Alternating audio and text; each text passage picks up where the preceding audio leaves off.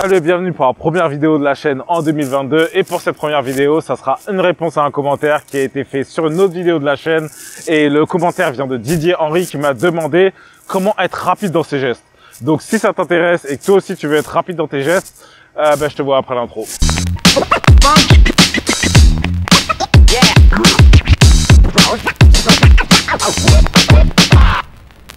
Donc déjà, pour être rapide dans tes gestes, il y a deux choses sur lesquelles tu dois travailler. Ta vitesse d'exécution et ta vitesse de réaction. Ces deux choses sont essentielles pour que tu sois rapide dans ce que tu fais et rapide dans tes gestes. Donc tu vas te demander, mais c'est quoi ces trucs-là? Vitesse de réaction, vitesse d'exécution, qu'est-ce que c'est?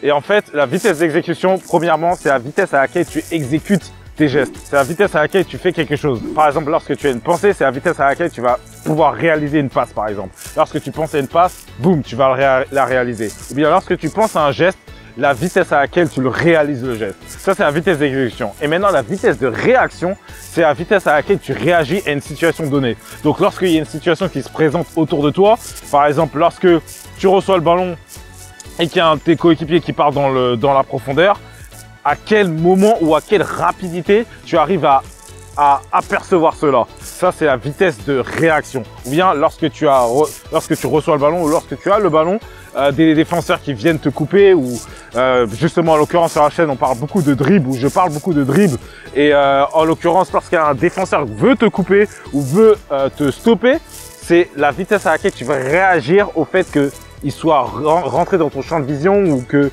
il se soit déplacé d'une manière ou bien même en 1 contre 1. C'est la vitesse à laquelle tu vas réagir sur le fait qu'il veuille se jeter sur toi. Ça, c'est la vitesse de réaction. Et la raison pour laquelle ces deux choses sont essentielles pour pouvoir réaliser tes gestes beaucoup plus rapidement, c'est que les gestes techniques, ce ne sont pas seulement le fait de réaliser un geste.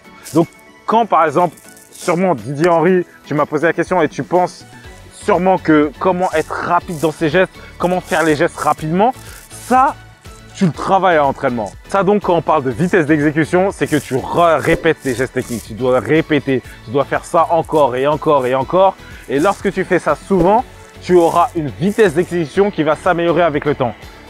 Bien entendu, il faut que tu perfectionnes la technique. Ça veut dire que, par exemple, si moi je veux faire un passement de jambe comme ça, pam, pam, pam, et partir, eh ben, la première fois que je vais le faire, je vais pas le faire aussi rapidement que la 10e fois.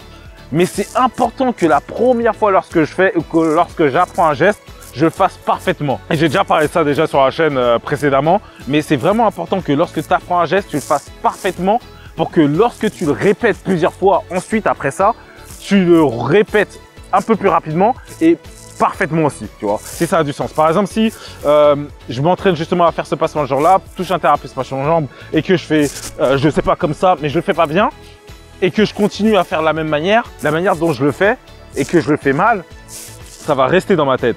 Et le fait que ça reste dans ma tête, reste dans ma tête, et que ça devienne automatique, je vais faire automatiquement mal. Donc c'est pour ça que c'est important que pour améliorer ta vitesse d'exécution, tu dois faire des répétitions, beaucoup de répétitions, à une très haute vitesse. Tu dois vraiment les faire très très rapidement. Mais aussi, assure-toi que lorsque tu apprends un geste et que lorsque tu le fais justement rapidement, tu le fasses parfaitement aussi, tu vois, que tu maîtrises la technique avant d'aller un peu plus rapidement.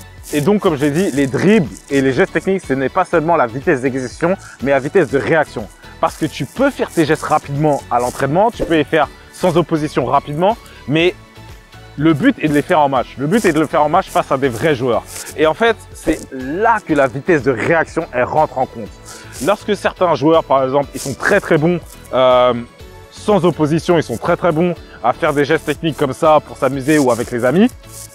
La raison pour laquelle des fois ils vont pas réussir à les faire en match, c'est à cause de la vitesse de réaction. Parce que tu peux justement recevoir le ballon, tu peux savoir faire un geste rapidement, mais parce que tu n'as pas une vitesse de réaction assez élevée, lorsque tu vas recevoir le ballon et qu'il y a un joueur qui va jeter sur toi, tu n'arriveras pas à faire justement ce geste-là.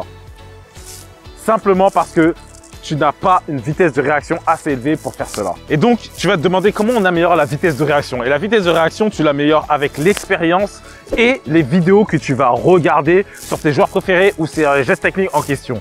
Comme j'ai dit souvent sur la chaîne, quand je fais des vidéos de compilation de gestes techniques et de tutos, je mets des exemples de matchs juste avant les gestes pour justement que tu regardes comment les joueurs professionnels les utilisent et à quel moment et dans quelle situation ils les utilisent. C'est vraiment très important de se rappeler ça parce que lorsque tu vas savoir la situation dans laquelle utiliser un geste, ta vitesse de réaction sera beaucoup plus rapide que si tu ne sais pas à quel moment utiliser les gestes, si ça a du sens. Donc, par exemple, si tu as vu une vidéo par exemple de Neymar juste avant ton match et que tu as travaillé l'arc-en-ciel par exemple, et ça je te dis un exemple, et vraiment l'arc-en-ciel est très dur à réaliser en match, mais encore une fois c'est un exemple. Donc, et que tu as vu comment réaliser l'arc-en-ciel en match, tu sais que l'arc-en-ciel on réalise lorsque, enfin Neymar le réalise le plus souvent lorsqu'il retourne vers son but. Il est en train de retourner vers son but, un joueur le presse et il va faire l'arc-en-ciel. Et donc si tu as vu cela auparavant, et sans pour autant forcer pendant le match, tu peux réaliser l'arc-en-ciel parce que tu te retrouves dans cette situation et tu dis « Ah, c'est ce que j'ai vu précédemment dans la vidéo de Neymar » et boum, tu le fais.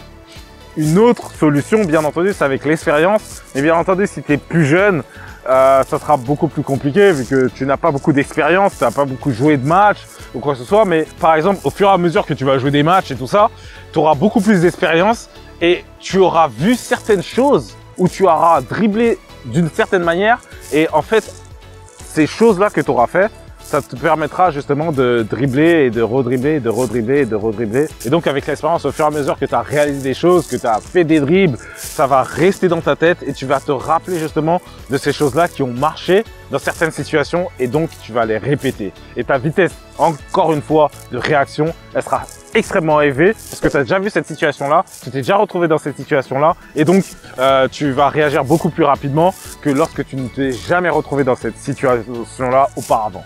Donc, c'est les deux choses sur lesquelles tu dois travailler pour améliorer tes dribbles, pour dribbler beaucoup plus rapidement, pour que tes gestes ils soient beaucoup plus rapides, la vitesse d'exécution et la vitesse de réaction.